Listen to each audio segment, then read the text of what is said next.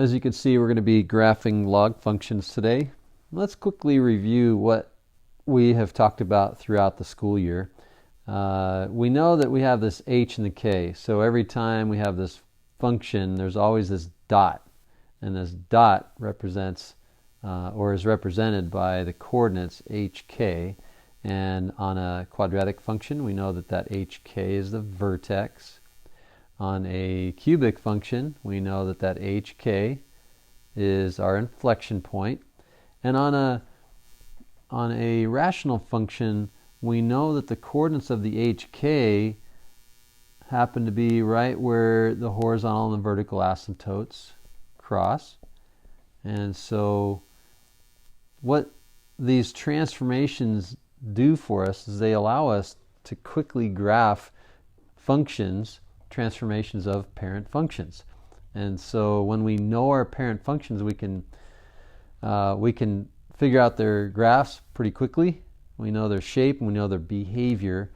And if we flip over to the next slide, we have our bread and butter for today. The bread and butter for today is the log functions that we talked about. And we see the h and the k and the a. So just a quick review, the bread and butter would be, well, what do the h, the k, and the a do to the graph of the log function? Well, they do the same thing to the graph of the log they do the graph of any function. Where the a is always a vertical compression or a stretch, so it's a vertical change. And so if the a is a big number, it's a vertical stretch. And then if the a is a small number, we have this squeezing, so this vertical compression of the graph. And then the h always is what we know to be the parameter that tells us where to go, left or right, how far to go left or right. And the k is the up and the down. And so that's not going to change if we look back at the inverse of the log function. And again, that's the exponential function. So we just studied exponential graphs. We're studying exponential functions in this unit as well. And again, the exponential function, parent function of y equals 2 to the x. Let's do this. Let's do y equals 2 to the x here, and then in green, so we'll go 2 to the x. We'll draw that in black, and then it's hard to get a dot on here.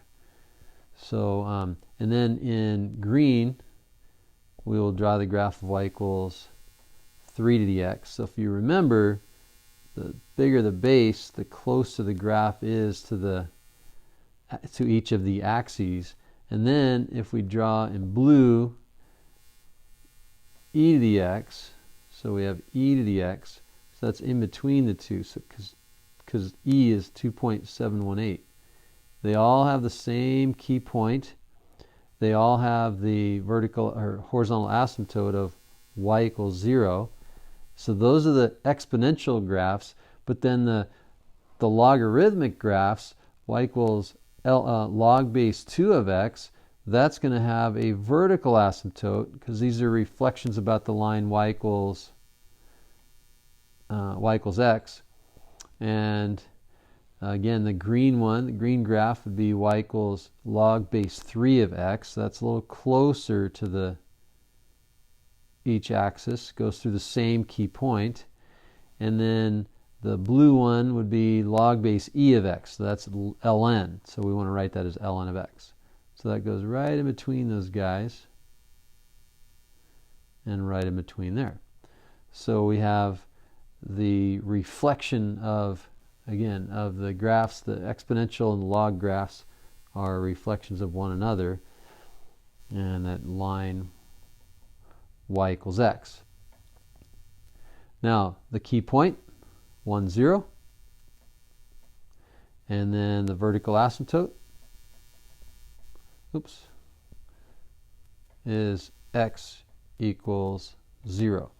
The horizontal asymptote on the graph of the exponential functions is y equals 0, and the key point is 0, 1.